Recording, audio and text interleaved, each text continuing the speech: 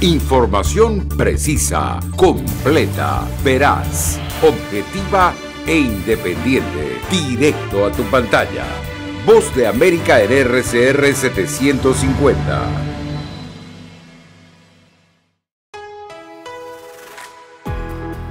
La Voz de América presenta Buenos Días, América. Desde Washington, la actualidad informativa. El presidente Joe Biden marca el primer año de la guerra en Ucrania por la invasión rusa con un discurso de indiscutible respaldo al pueblo ucraniano. Estados Unidos propone una nueva medida para impedir solicitar asilo a migrantes que llegan a la frontera con México. Y el exsecretario de Seguridad de México, Genaro García Luna, es condenado por los 5 cargos relacionados con narcotráfico en el juicio realizado en Nueva York. Hoy es miércoles 22 de febrero de 2023. Soy Héctor Contreras y junto a Yoconda Tapia les damos la más cordial bienvenida. Aquí comienza nuestra emisión de Buenos Días, América.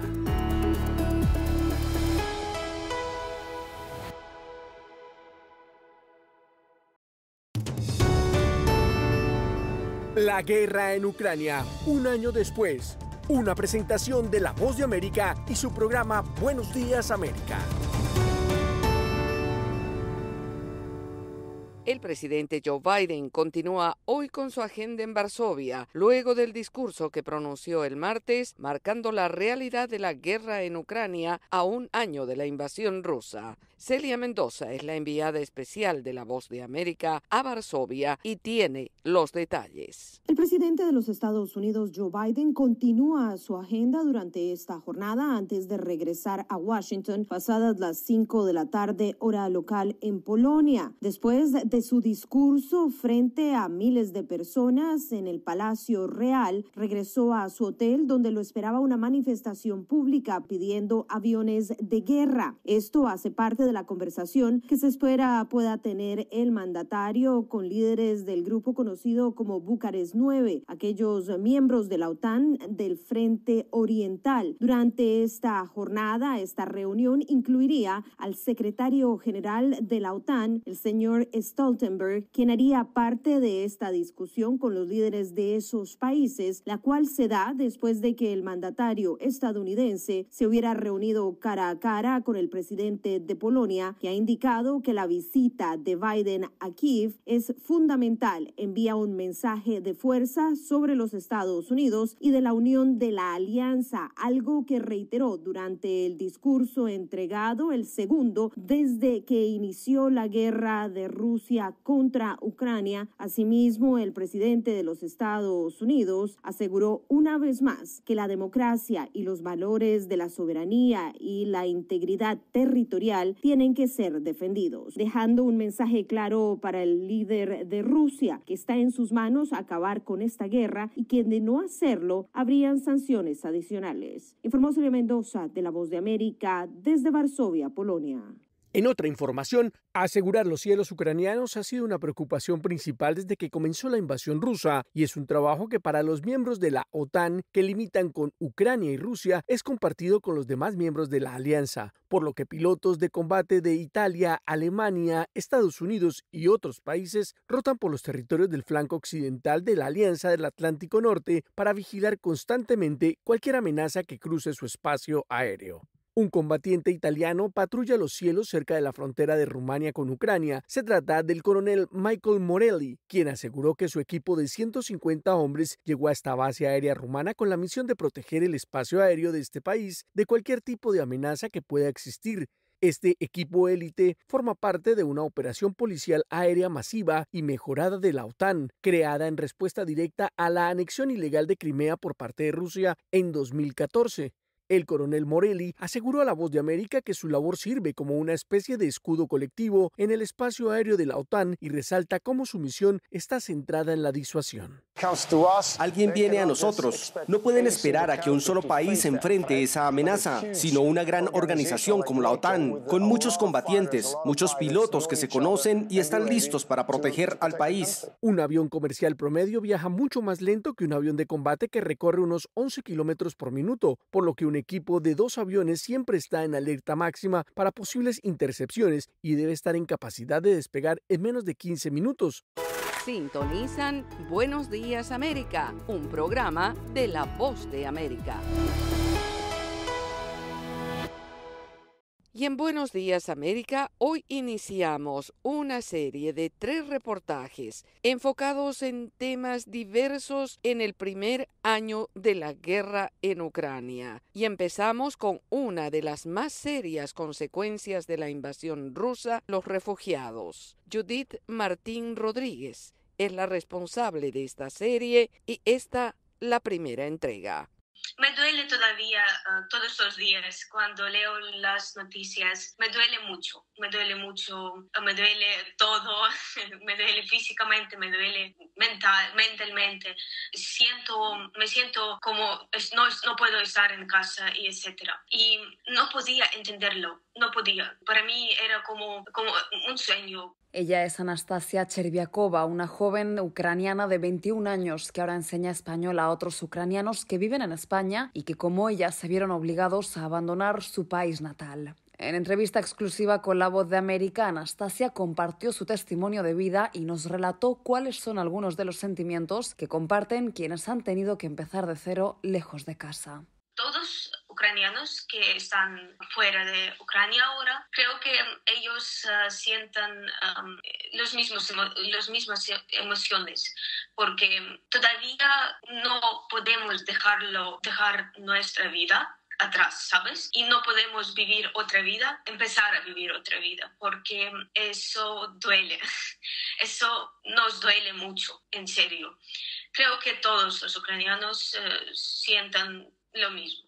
En la semana que marca un año del inicio de la invasión rusa, la Agencia de la ONU para los Refugiados, ACNUR, calcula que más de 8 millones de ucranianos han buscado refugio más allá de sus fronteras, teniendo en cuenta que otros 6 millones se han desplazado internamente, es decir, dentro del país. Y para aquellos que, como Anastasia, enfrentaron las dificultades que conlleva salir de su país de manera forzada, se suman los obstáculos de encontrarse con una nueva realidad en una cultura para muchos desconocida.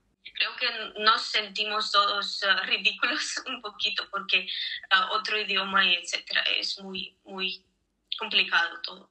Las cifras de ACNUR son el reflejo de la inseguridad y la destrucción de la infraestructura civil en Ucrania. Escuelas, hospitales, plantas eléctricas, sistemas de agua y edificios residenciales han quedado reducidos a escombros, obligando a las personas a buscar protección y asistencia. Y les invito a escuchar esta historia real con Anastasia Cherviakova en la entrevista completa en nuestro segmento Conversando en nuestra página web vozdeamerica.com. Judith Martín Rodríguez, Voz de América.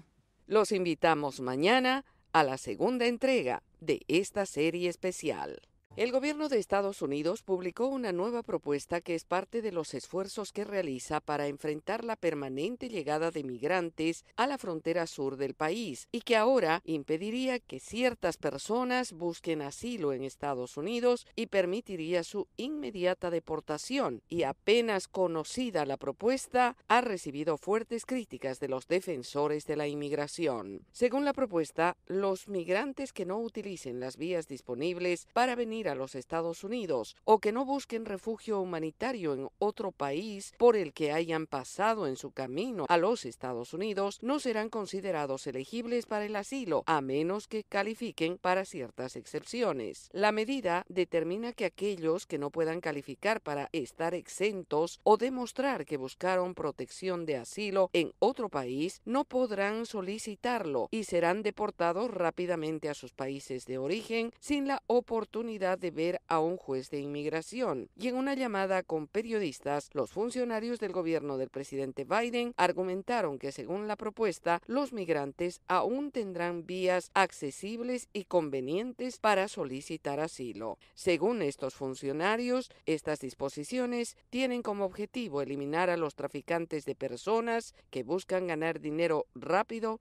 con las personas vulnerables. Los funcionarios de esta secretaría dijeron que el público tendrá 30 días para comentar sobre la regulación propuesta antes de su implementación, que esperan que tenga lugar a principios de mayo. Aquellos que no puedan establecer un reclamo válido de protección bajo la regla propuesta estarán sujetos a remoción bajo el Código del Título 8, lo que significa ser colocados bajo procedimientos de remoción acelerados y enviados de regreso a México o a sus países de origen, mientras se les prohíbe volver a ingresar a los Estados Unidos.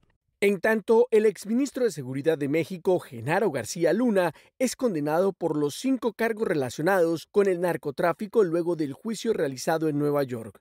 Ángela González tiene el siguiente reporte. Los 12 jurados lo hallaron culpable de los 5 cargos. Uno de estos es por participar en una empresa criminal, 3 de estos por haber distribuido, importado y poseído más de 5 kilos de cocaína. Y el tercero, esto es una conspiración, y el último cargo por haberle mentido al Departamento de Seguridad Nacional en su proceso de naturalización. Estos cargos pueden acarrear una condena máxima de cadena perpetua y una mínima de 5 años. Esto será decisión del juez del caso, Brian Cogan, quien citó para el 27 de junio a la audiencia de sentencia. Mientras tanto, él seguirá recluido en la prisión federal de Brooklyn, donde ha estado desde su arresto y traslado a Nueva York, a espera de esta sentencia y luego de un traslado a la cárcel donde deberá cumplir esta condena. A su salida, el abogado César de Castro, el abogado que lideró la defensa, pronunció unas palabras diciendo lo decepcionante que había sido este veredicto y citó para el 5 de mayo,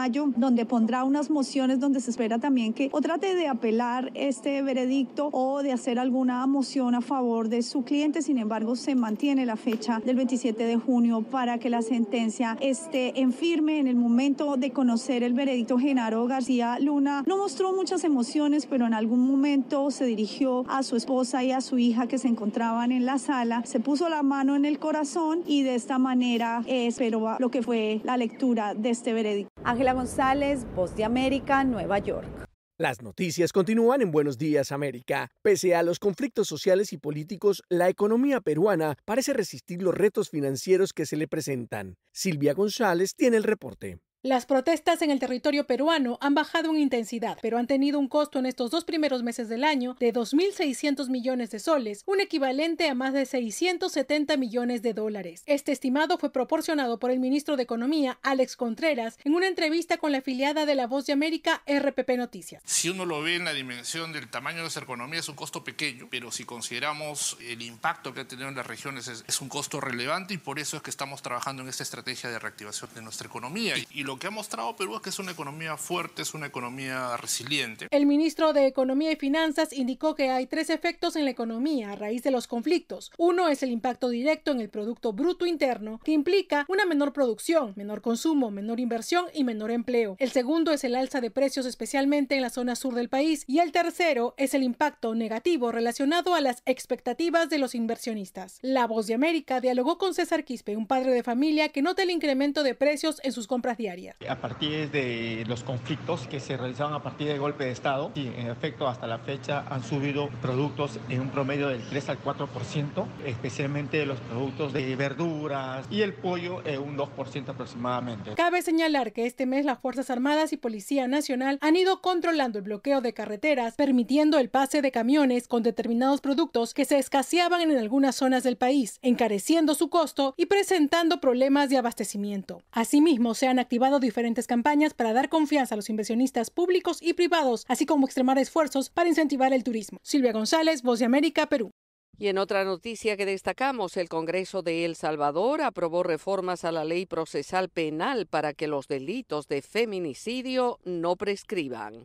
El informe con Neri Mabel Reyes. Las reformas a la ley procesal penal que aprobó el Congreso de El Salvador, dominado por el oficialismo, para que el delito de feminicidio en su modalidad simple y agravada no prescriba, tiene el objetivo fundamental de combatir la impunidad. La fiscal adjunta para la mujer y grupos vulnerables, Marina de Ortega, celebró las reformas porque dijo que una vez que entren en vigencia, serán una herramienta para garantizar el derecho a la justicia para las víctimas. Es importante que contemos con este tipo de herramientas porque no nos da un parámetro de un plazo donde esto va a quedar en la impunidad. En 2022, la Fiscalía de El Salvador abrió 60 expedientes para investigar delitos de feminicidio agravado y 27 de feminicidio simple, pero en muchos casos los agresores son prófugos de la justicia, remarca Marina Ortega. La presidenta de la Sala de lo Penal de la Corte Suprema de Justicia, Sandra Luz Chicas, participó en la etapa de consulta de la reforma y dijo que el Estado, según la Convención Interamericana de Belén do Pará, tiene la obligación de ser efectivo en la persecución del delito. Por lo que El Salvador debe cumplir con los compromisos internacionales y colocarse a la altura de tales estándares en pro de la víctima de este flagelo. Los legisladores consideraron necesario incluir en los delitos que no prescriban el feminicidio y el feminicidio agravado, porque lo califican como una nueva realidad de hechos delictivos que tiene una fuerte repercusión en la sociedad. Nerima del Reyes, Voz de América, San Salvador. Mientras tanto, en Venezuela, más del 80% del personal de enfermería ha abandonado su puesto como consecuencia de la crisis generalizada en el país. Carolina Alcalde tiene los detalles. Cada vez son menos los profesionales de enfermería que laboran en hospitales públicos en Venezuela, que debería contar con unas 120.000 enfermeras en el sistema de salud, según Ana Rosario Contreras, presidenta del Colegio de Profesionales de Enfermería del Distrito Capital, que atribuye la deserción a los bajos salarios. Y estamos por los 35.000 profesionales de enfermería, y eso implica que cuando vemos las denuncias de los familiares de pacientes que no fueron atendidos, que la enfermera no estaba, no es que la enfermera no quiso atenderlo, es que lamentablemente una enfermera debe cuidar 40 y 60 pacientes, unidades que deberían tener 12 enfermeras, lamentablemente tienen 12. Distintos gremios de trabajadores venezolanos, entre ellos el del personal de enfermería, denuncian que viven en una situación de extrema pobreza y reiteran que junto al resto de los empleados públicos continuarán protestando para exigir reivindicaciones laborales y salariales. Durante un conversatorio del Observatorio Social Humanitario, una plataforma dedicada a denunciar y visibilizar la emergencia humanitaria compleja y el impacto en la sociedad venezolana, Contreras ratificó la petición de que los salarios y pensiones sean indexados al costo de la canasta alimentaria y precisó algunas de las dificultades a las que deben hacer frente. ¿Cómo le vamos a hacer frente a una economía tan inflacionaria, con una canasta básica que está superando los $1.000, la canasta alimentaria superando los $400 con $30? ¿Cómo pagamos el pasaje? ¿Cómo hace una enfermera que vive fuera de la ciudad de Caracas, donde tiene que pagar más de 40 bolívares diarios para ir y venir a sus hogares? A mediados de enero, la vicepresidenta Delcy Rodríguez aseguró que en cuestión de horas se conocerían anuncios respecto a la recuperación del poder adquisitivo. Sin embargo, aún no se ha registrado aumento salarial en el país. Carolina Alcalde, Voz de América, Caracas. Y ahora, en Buenos Días América, nos vamos a la sala de redacción de La Voz de América.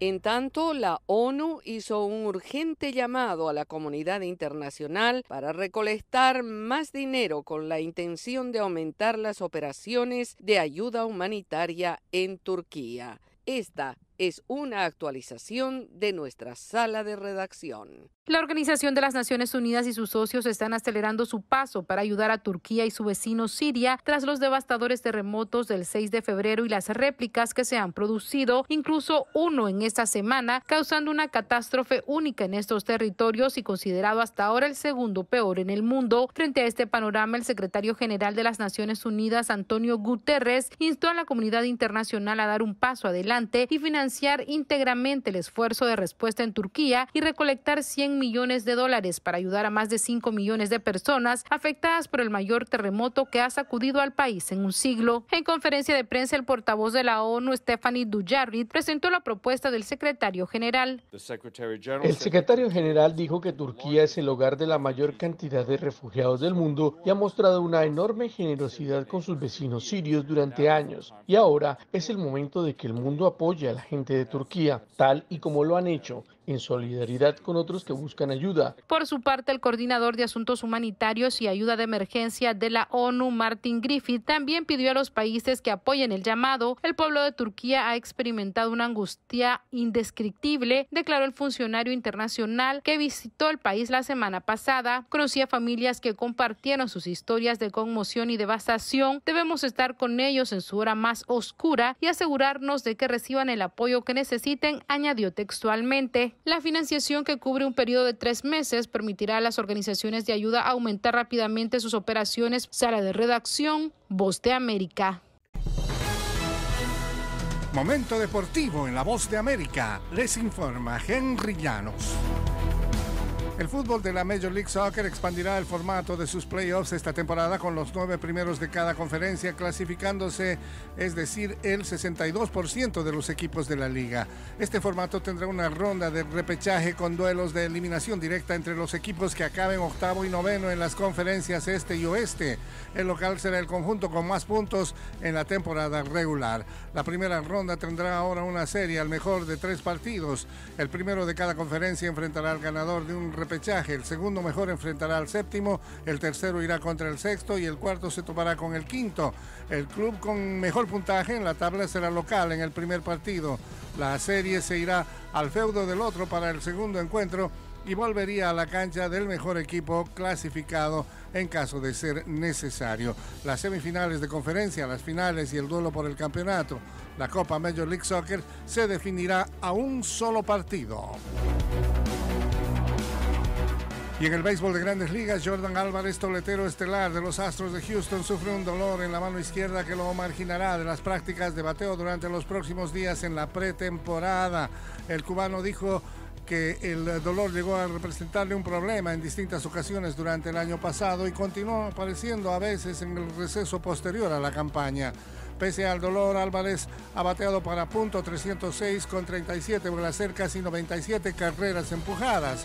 Finalizó tercero en la votación para el jugador más valioso de la Liga Americana por los Astros de Houston, campeones de la Serie Mundial. Álvarez dijo que había notificado al equipo sobre la dolencia en cuanto se presentó en el campamento de pretemporada. Henry Llanos, Voz de América, Washington. Fueron rebajados los cargos de homicidio involuntario contra Alec Baldwin, reduciendo el posible tiempo de prisión que el actor de Hollywood podría enfrentar por el incidente mortal en el set de la película Rust en 2021. El mes pasado, la fiscal del primer distrito judicial de Nuevo México, Mari Carmack, acusó a Baldwin y a Hannah Gutiérrez, responsable de las armas en el set de la película, de 2 cargos de homicidio involuntario por la muerte de la directora de fotografía Halyna Hutchins. El cargo más grave conlleva una sentencia de 5 años de prisión. Pero la semana pasada la fiscal presentó cargos modificados para Baldwin y Gutiérrez, eliminando el cargo de armas de fuego y reduciendo su posible sentencia de prisión de un mínimo de 5 años a un máximo de 18 meses. En otras informaciones, la Asociación de Periodistas Hispanos de Hollywood publicó en su página web una serie de datos muy interesantes sobre Raquel Welch, quien, aparte de actriz ganadora de un Globo de Oro, fue una exitosa empresaria.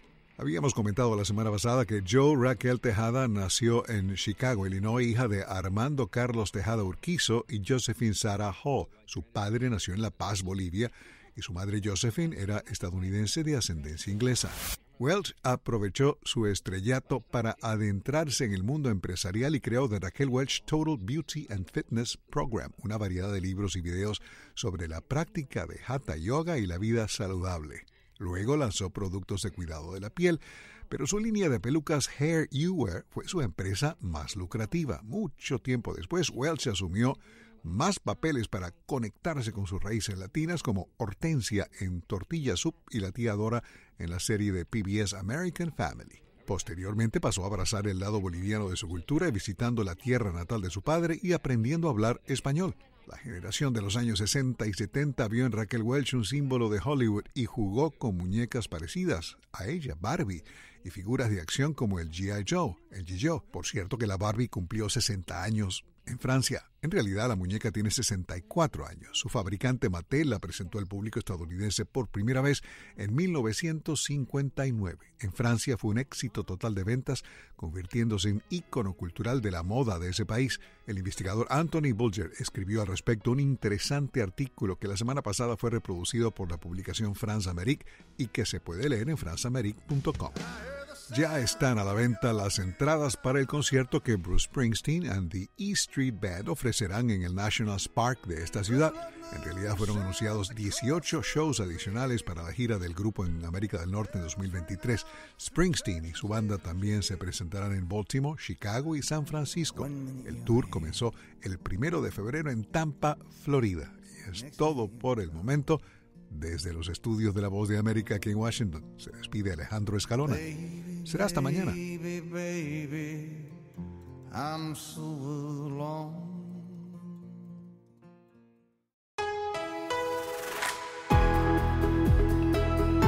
Y así llegamos al final de Buenos Días América. Soy Yoconda Tapia y les agradezco el privilegio de la sintonía. Soy Héctor Contreras y les invito a conectarse con nuestra página web vozdeamerica.com o seguirnos en Twitter en @vozdeamerica. Hasta nuestra próxima emisión.